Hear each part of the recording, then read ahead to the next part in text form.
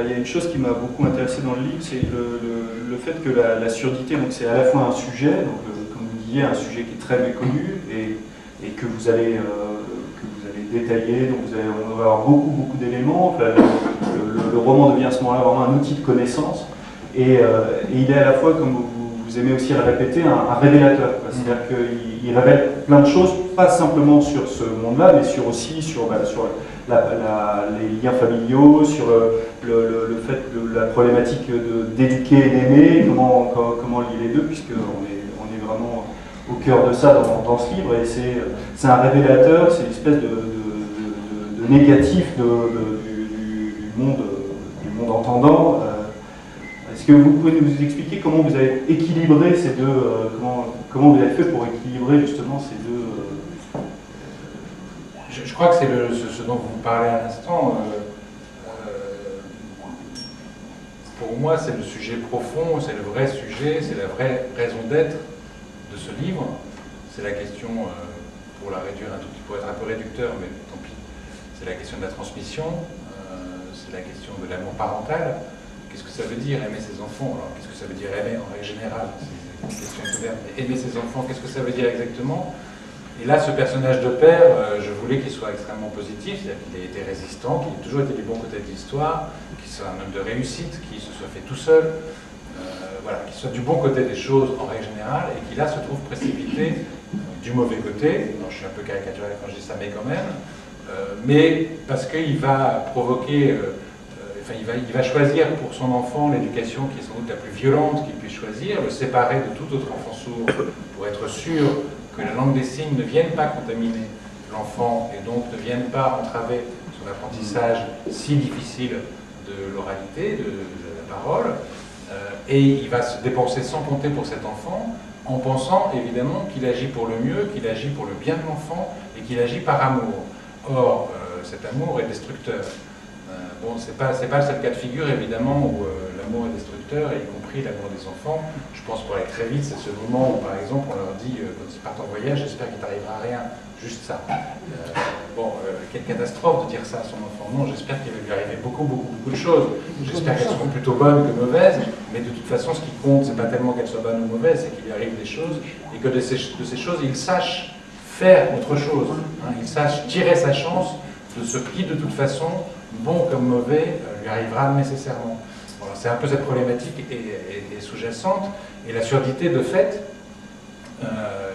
est dans la vie réelle, dans la vie aussi, c'est un révélateur. Parce que la question se pose immédiatement, à partir du moment où on est confronté à une étrangeté radicale comme celle-là, une impossibilité de communiquer normalement, c'est révélateur de ces questions. Alors là, je me perds un peu, excusez-moi, mais je voulais vraiment mettre sur la scène deux attitudes qu'on peut confondre et qui sont pourtant tellement distinctes, qui sont celles de la position du père de Julien Laporte, qui est Yves Laporte, donc, qui en fait est un homme qui ne raisonne au bout du compte qu'en termes d'admiration. Alors il veut être admirable, d'ailleurs de cette manière il l'est, il veut que ses enfants soient admirables, il veut que ses enfants l'admirent, il veut pouvoir admirer ses enfants, et au bout du compte c'est ce qui le motive réellement en premier lieu. Et que la question de l'amour, qui est plutôt portée par les femmes dans le roman, même si elles ne parviennent pas à le faire naître, concrètement à le faire aboutir, il est plutôt porté de ce côté-là, à mon avis, est une toute autre question que cette problématique de l'admiration ne peut que bousiller. Et ça, je pense que c'est quelque chose qui se produit en permanence dans la plupart des familles, sans beaucoup d'exceptions, à des degrés évidemment divers, mais c'est une mécanique extraordinairement ordinaire.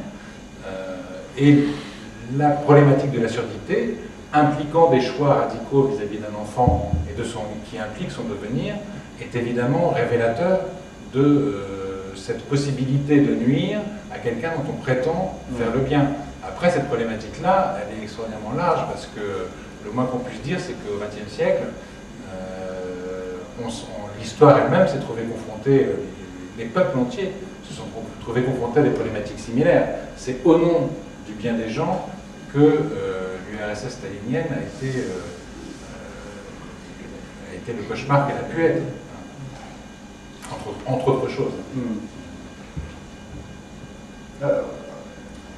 Alors, on va revenir à ces questions-là. Je voudrais aborder un petit peu le style que vous avez évoqué, le style indirect, libre, aussi beaucoup de style direct, libre, c'est-à-dire très avec une insertion de beaucoup de paroles comme ça dans le texte. Donc c'est un style qui est très oral, qui est très vif, assez fluide, avec un narrateur qui intervient assez souvent, qui pose des questions, qui s'en pose, qui dialogue avec lui-même. Vous mettez en scène vos propres jeux de créateurs, enfin d'écrivains. On dirait que vous avez un peu plus de 30 ans, donc là vous jouez à inventer voilà, vous mettez en scène la fiction. Et vous fonctionnez aussi beaucoup par répétition, par reprise. Et c'est pas simplement pour dire ça, mais c'est parce que je trouve que ça permet de ratisser pas mal de choses du réel, par la langue, par les faits de langue, par les détails qui sont emmenés. Et tout ça fonctionne aussi par glissement. Et justement, pour la question précédente que je vous posais, entre l'articulation entre la grande histoire et la petite histoire, je trouve que c'est ça qui permet aussi pas mal une bonne articulation entre ce qui pourrait être du documentaire ou du document et qui n'en est pas, et la fiction pure, quoi. Et par exemple, dans un exemple de ce glissement dans le chapitre 5, là, dans la première partie qui s'appelle La malédiction de la parole pure, on glisse de l'histoire de la culpabilité de Marie-Claude Laporte, la mère, donc, qui s'en remet aux convictions d'Yves Laporte, donc le père, qui veut lui donner raison à Belle, qui lui-même est au cœur de ce mouvement de répression des sourds, de ce mouvement qui prend fin qu'à la fin des années 80. Et on revient ensuite à Xavier, le fils un peu obtus, qui s'est fait voler son enfance, et son père, et qui refuse de laisser dire que la violence de son frère est une réponse à la violence de l'histoire. Alors, en bref, est-ce que c'est pas le mouvement d'écriture lui-même? Enfin, on a l'impression que c'est le mouvement d'écriture qui mène l'enquête, quoi. C'est-à-dire que l'écriture, cette écriture-là que vous avez mis en place est la tête chercheuse et qui permet de trouver justement par ces glissements la courroie de transmission de la haine culturelle des sourds, la haine du père à l'égard de la surdité, tout ça se met en place comme ça. Alors, voilà, j'aimerais qu'on parle un peu de ce travail de l'écriture, et à la fois aussi du lien. Oui, enfin, merci beaucoup. Ça fonctionne tant mieux. Ouais. Le fait est que c'est aussi l'enjeu. Peut-être que c'est l'enjeu de la littérature quand elle s'empare d'un sujet comme ça, parce que bon, la littérature évidemment n'a pas de sujet, ça n'a pas tellement de sens. C'est pas. D'ailleurs, pour moi, je vais le préciser quand même, pour moi, ça, ce malentendu n'est pas un livre sur les sourds ou sur la surdité. C'est beaucoup plus exactement un livre écrit depuis la surdité en tant que père, depuis, non pas sur. À la difficulté avec un sujet pareil, néanmoins, je ne réponds pas directement, mais je vais essayer d'y venir.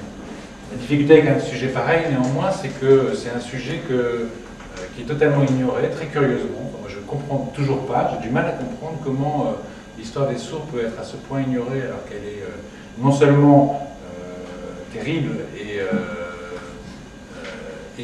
extraordinairement instructive sur notre rapport à la différence, sur notre rapport à l'autre, sur notre rapport au verbe, à la parole, etc.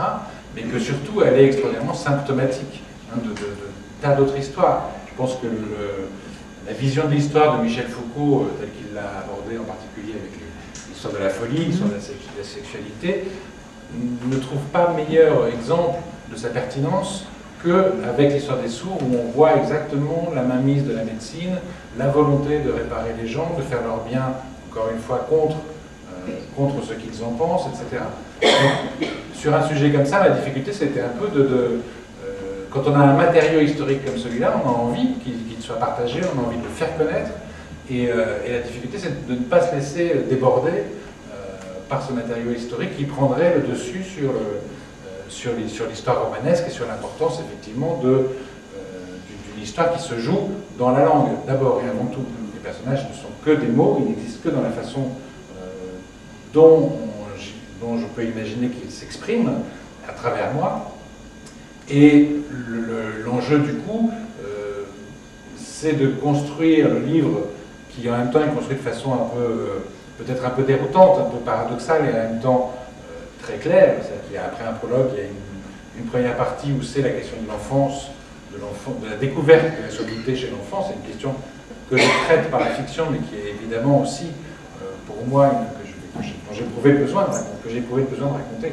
Et puis la deuxième partie qui est le retour, des années plus tard, avec la confrontation du sourd qui, ayant fui, je vais quand même repréciser deux, trois petites choses, ayant fui le domicile paternel où il a subi une éducation en même temps très luxueuse et très coercitive, il l'a fui il y a 20 ans et il n'y a plus jamais donné de nouvelles et il revient uniquement pour régler l'héritage 25 ans plus tard à la mort de sa mère.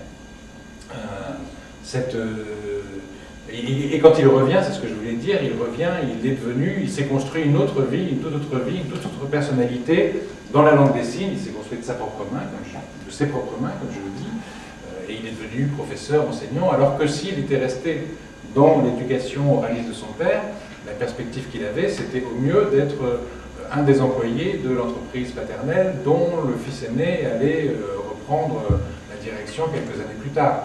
Donc l'histoire a donné raison, il s'est sauvé, mais à tous les sens du terme. Alors, après, la problématique avec une histoire comme celle-ci, c'est de faire avancer, de trouver les formes, de phrase après phrase, paragraphe après paragraphe, qui vont permettre de faire avancer les deux choses en même temps. C'est-à-dire en même temps la découverte de l'histoire des sourds, dans l'histoire des hommes, et de l'histoire de chacun, et la façon dont, par exemple, je prends un exemple très banal, la façon dont un personnage perçoit l'histoire des sourds nous donne évidemment une information qui fait avancer notre connaissance du personnage et qui donc nous fait avancer dans le développement de l'intrigue. Donc c'est cette intrication-là qui est le vrai travail romanesque, en l'occurrence en tout cas dans un projet comme celui-là. C'est la possibilité de faire avancer tout en même temps et de se rendre compte d'ailleurs que en fait on n'a pas besoin de long développement ici puisque cette phrase faisant écho à une phrase qui a été écrite 20 pages plus haut, suffit à donner à comprendre que tel personnage a tel type de réaction, ou bien à comprendre l'évolution de l'histoire des sourds, parce qu'entre-temps, on a eu l'exemple extrêmement précis du personnage.